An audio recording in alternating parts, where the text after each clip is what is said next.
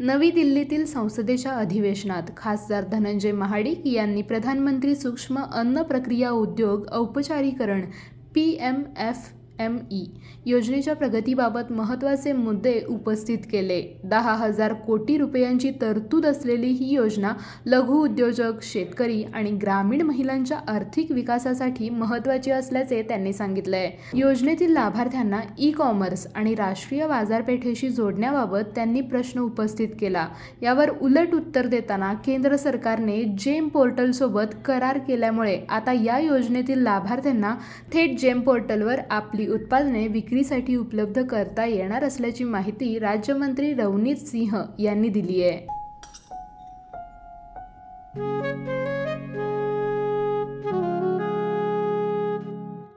बाबा, आज येताना बासुंदी घेऊन या ना.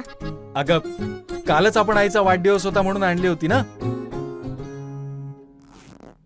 ऐकलं? गोकुळची बासुंदी पुन्हा खावीशी वाटतेय. खरं सांगू, मलाही खावीशी वाटतेय. पुन्हा पुन्हा खावीशी वाटणारी गोकुळ बासुंदी.